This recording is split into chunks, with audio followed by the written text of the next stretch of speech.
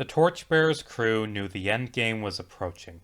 They just stopped Machina Orm from rewriting time, and as a reward, had been told the entire story of Prometheus by Perry. The apocalypse sat on the horizon, but first, there was someone they had to kill. The Depths Queen. Odette. Dot. The monster behind Mortimer, Gamble, and Ravage. The villain who had taken Ripley and turned her into a weapon without free will.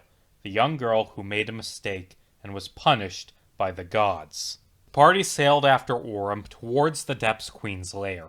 They asked him about the marks on their arms. He explained that, in the early years after the flood, the queen was more benevolent. She'd chosen 7 loyal knights and given them brands, magic that would keep them alive and help them fight against worshippers of Prometheus. But, eventually, the knights were killed by pirates. Fortunately, the pirates were willing to carry out the queen's monstrous commands for a price. Orm explained that he was the only one of the original knights who hadn't died in the centuries since the flood, the only one who gave up and became a pirate lord. Orm led the party to Skull Cove. He sailed ahead, saying he'd meet the party at the lair. The party walked into Mortimer's quarters, the place where they watched Ripley disappear. The swirling portal opened as the moonlight shined down on it. The party cast spells to keep them from drowning and jumped in. They sank through the dark water until they reached the bottom, where a palace sat. The same palace they'd seen only days earlier from their perspective, and a few centuries earlier from the world's perspective. And, sitting in the sand in front of the palace, was a very expensive knife. Damn, that joke would have hit hard if Kit was still in the party. A pale pirate with a mustache walked out of the palace to greet the party. "Oh, what's this? Those accursed adventurers who have killed so many of our order? No doubt here to attack the great Depths Queen?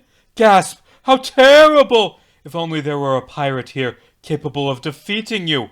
Perhaps a glorious thespian pirate by the name of Spyro Crane!" Crane's head and limbs twisted as he transformed into a pile of sludge. He stretched out and attempted to consume the party. Sean jumped back and drew his sword. As he did, he heard the sounds of footsteps growing closer. "Mine, mine, mine, mine, mine, mine, mine!" a tabaxi pirate screamed as she charged for Sean. He barely managed to block her blade with Mother's touch. "Wait!" Iroh shouted. "We aren't here to fight." "We aren't? We're here to talk. We know about Prometheus. We know he wants to destroy the world. And we want to stop him. That's what you want too, right?"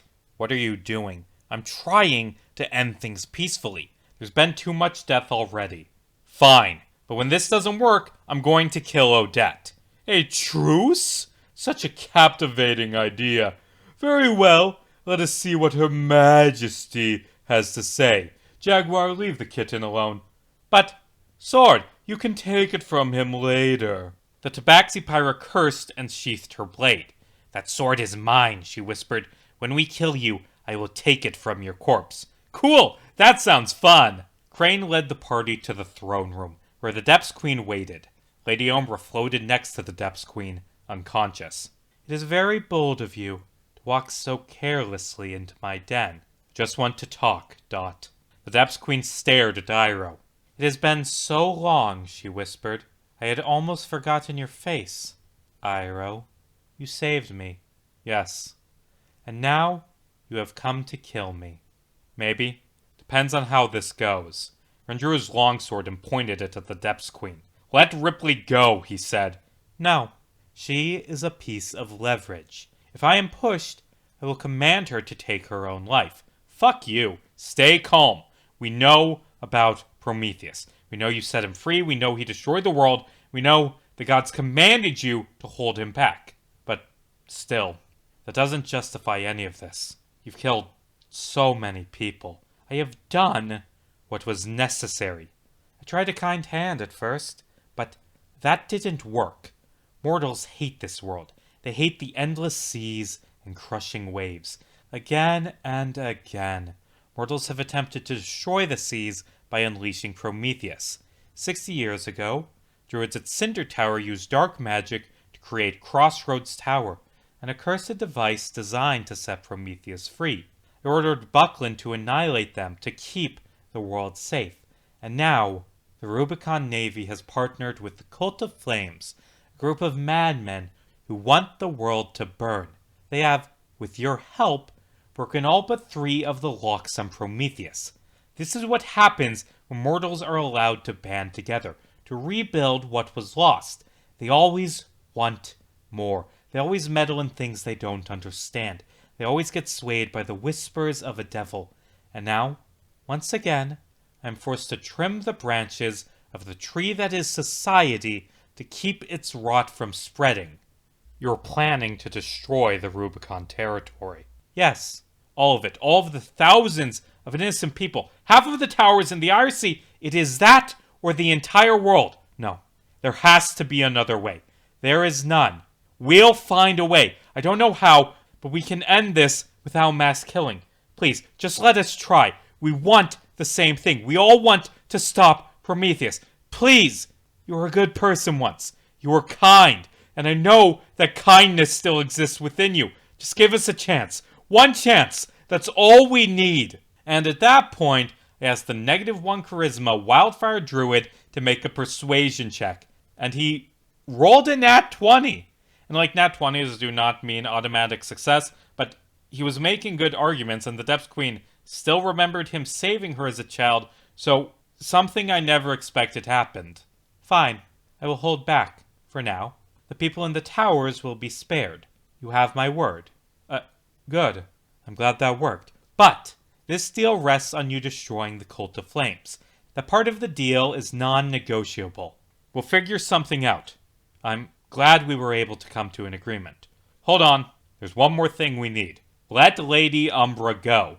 Very well. She will be a useful tool during your war against the Cult of Flames. But I will keep her memories sealed until your mission is complete. The Depths Queen waved her hand and Ripley woke up. She smiled, swam over, and hugged Pace. Ren frowned. The Queen ordered Crane to assist the party, and he bowed and walked over to them. As the party began to leave, a series of explosions struck the castle, opening a hole in its ceiling. The party looked up to see a submarine, piloted by Orem, heading towards them. Once the sub was above the castle, it transformed into a robot and dropped down in front of the party. Hey guys, I'm here to help you fight the Depths Queen, Orem said. Actually, we don't need your help because we're friends with the Depths Queen now. Orem stared at the party, stunned. Then, he calmly pressed the button, firing a barrage of missiles at the party. As I set up tokens for a very challenging boss fight, one of my players laughed and said no. Sean Stryker cast the spell Suggestion, which forces the target to do what you say as long as it isn't harmful. Sean told Orem to do nothing. Orem did nothing. Hey, did you know that Suggestion lasts for 8 hours? The party had more than enough time to climb up the side of the robot, break open the cockpit, take away Orem's guns, and tie him up. This isn't over. Yeah, it is, Eris said as he cast Water Walk. Orem rocketed out of the ocean, hopefully to never be seen again. They'll see me next episode. The party walked away from their fight with the Depths Queen, having not fought the Depths Queen, but instead having gained 1 giant robot mech suit and 1 Ripley Madarasi. I quickly realized that giving the party a giant robot mech suit was a bad idea that would break the campaign, so I hastily decided that, Orem programmed it to only be usable by him. Yeah, he did that. And also, the robot dragon is gone when you get back to the boat because Orem could control it remotely. Yeah. Am I a mean DM for doing that? Yes. Do I regret scamming my players out of a weapon that was strong enough to fight the BBEG to a standstill? No! The party, however, was crafty. Sean suggested they take the mech suit to Doofenshmirtz because he was a scientist and thus could reprogram it. Ah, shit. Why am I constantly surprised when my players are smarter than me? The party decided to split up. Iroh, Ripley, and Sean were to use the party's boat to transport the mech to Tesla, while Ren, Armic, and Pace used the portal network to track down their torch thief. Hey, I'm gonna ask Doof to make me some magic items while I'm in Tesla. Anyone else want anything? Oh, can I have a flamethrower and a jetpack and a helmet that has cat ears on it? Wow, that's super racist. What? Oh, I didn't think that... Have fun in Tesla. Before the party split, Pace and Ripley spent an hour standing on the edge of the ship, talking about how they loved each other. Ren watched from a distance. Feeling lonely, Captain? Crane said, stepping out of the shadows. Fuck off. Are you really sad that your sister has found something as beautiful as true love? She doesn't remember me. She feels nothing when she sees me. Yes, Solanum's work was extensive. Ren glared at him. One of the other pirate lords. She specializes in humanoid transmutation.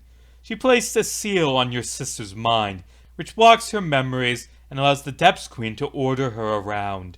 Quite ingenious, if a bit debased. Where can I find Solanum? Last I checked, she was heading for the Devil's Throat, a volcanic prison in the Rubicon territory.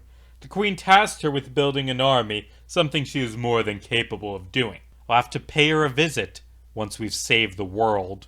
Iroh's team dropped the mech off at Doof's place. Before leaving, Sean asked Doof to make him a Mega Man Star Force Buster arm that fired Eldritch Blasts.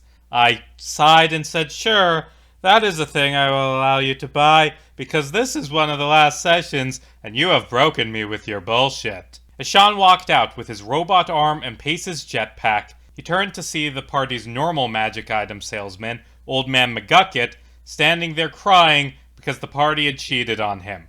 Sean decided to set him up with Doofenshmirtz to mend his broken heart. This was once a serious campaign that featured moral ambiguity and tough choices.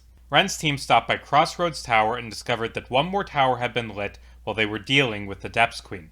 Kermis Tower, the stronghold of the Cult of Flames. The group warped to Kermis and found a town decorated like a circus, filled with massive propaganda posters of Guy Fieri and hundreds of people dressed in cult robes. The cultists recognized them and led them to a military meeting between Marcus Valentine, Guy Fieri, and Vice Admiral Dick. Fieri explained that their alliance was so close to completing the portal network and putting an end to the pirate menace. However, the two remaining towers would be difficult to light. The medallion for Prosper had disappeared when it was raided by Mortimer. Ren vaguely remembered Kit grabbing the medallion months earlier, but wisely kept this tidbit to himself. The other unlit tower, Alcazar, had once been part of the Rubicon territory. Unfortunately, it had been taken over by an elderly separatist named Gale, who transformed it into an impenetrable fortress. Admiral Dick had a plan. He explained he planned to have the entire Rubicon armada sail directly for Alcazar and break into the tower through overwhelming force. Fiery laughed and offered the full support of his church. He turned to the party and asked if they wanted to participate in the attack. We'll be there, Ren said through gritted teeth. What are we gonna do? Armic asked as they stepped out of the meeting. I don't know. Well, if you wouldn't mind me jutting in, I have a suggestion. All of our enemies will be in one place at one time over the open ocean. The Depths Queen can create storms. Powerful ones. Strong enough to sink a few ships. Exactly what I was thinking, Captain Madarasi. You're saying we should sink the entire armada? It's the Royal Navy. I'm not going to cry about a few soldiers drowning. Think about it this way, cleric. Your deity has made it very clear that the return of Prometheus is unacceptable. Yeah, but what will it be, Captain? Shall I pass this information on to the Depths Queen? Ren stood there in silent contemplation. Do it, he said quietly. Crane's mouth curled into an evil smile.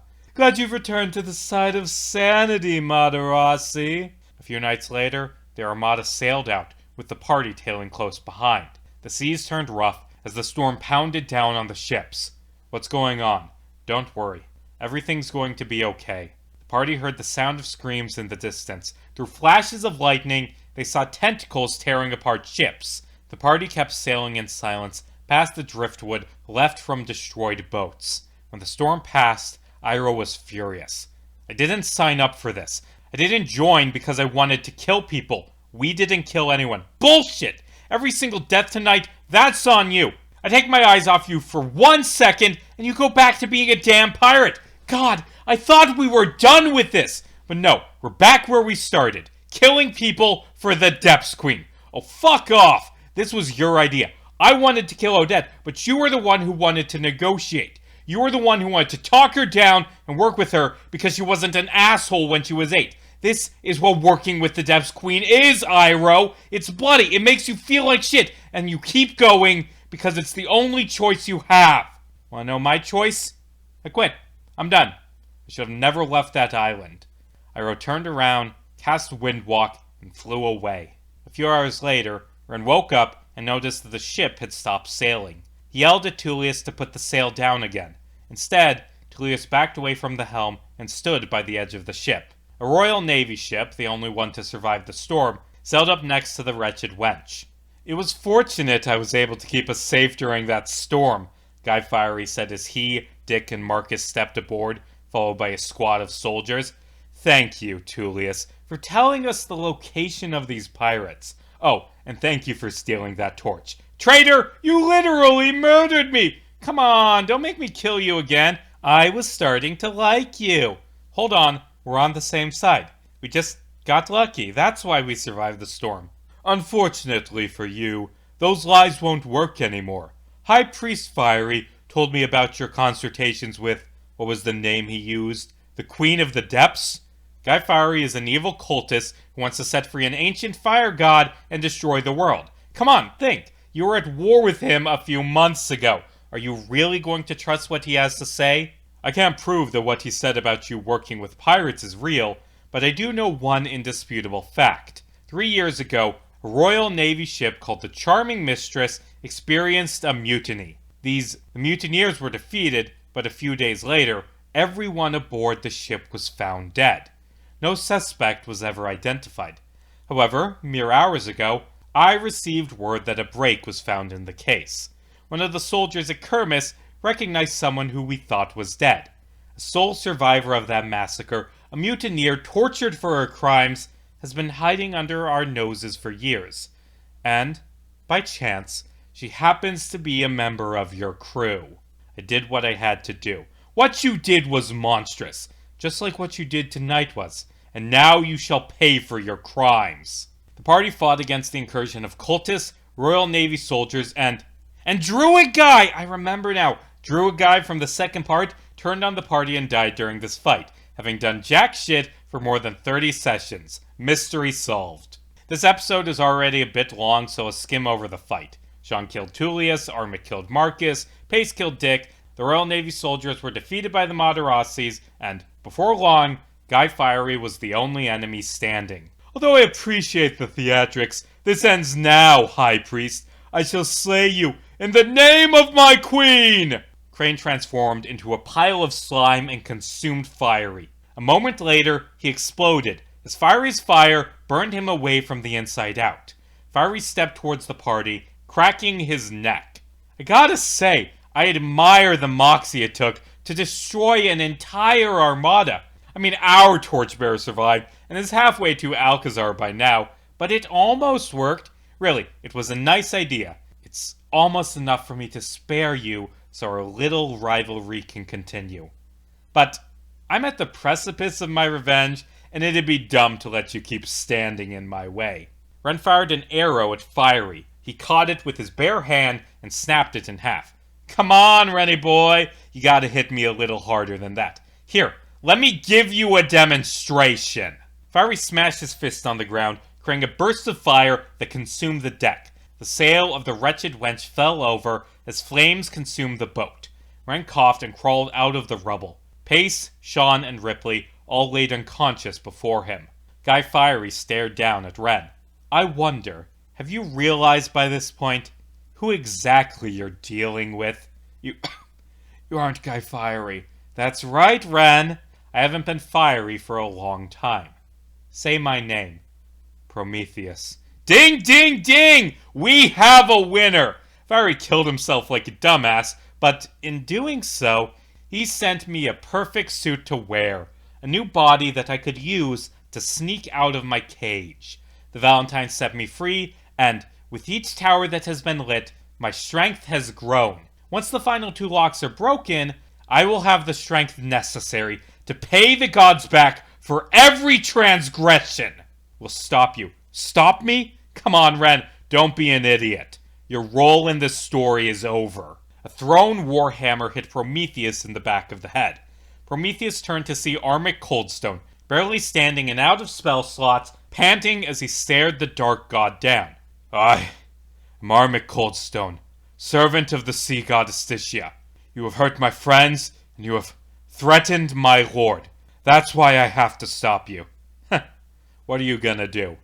This. Armic activated his last trump card, Divine Intervention. He called upon the might of Astitia and rolled, knowing he only had a 10% chance at salvation. He pointed his finger at Prometheus and nothing happened. No miracle came. Your god doesn't love you, Prometheus said as he incinerated Armic. The party's last chance came in the form of an enemy. The Depths Queen burst out of the ocean and wrapped her tentacles around Prometheus, attempting to crush him. Hey there, Dot! Been a long time. Silence. I am ending this now. The thing is, you aren't, because A, destroying an entire armada has left you weak, and B, I have this. Prometheus pulled his arm out, revealing a pirate mark, gained when he killed Crane. These marks connect you to your pirates, and now they connect me to you. The Depths Queen screamed as the tentacles wrapped around Prometheus burned away as Prometheus channeled divine fire from the cage through the mark into the Depths Queen's heart. The Depths Queen burned away until little more than bones remained and fell into the ocean. Prometheus laughed as he raised up into the air above the burning boat. He lifted his hand, summoning a massive ball of flames, and slammed it down on the party. When the smoke cleared, all that remained were charred bodies floating in the dark sea.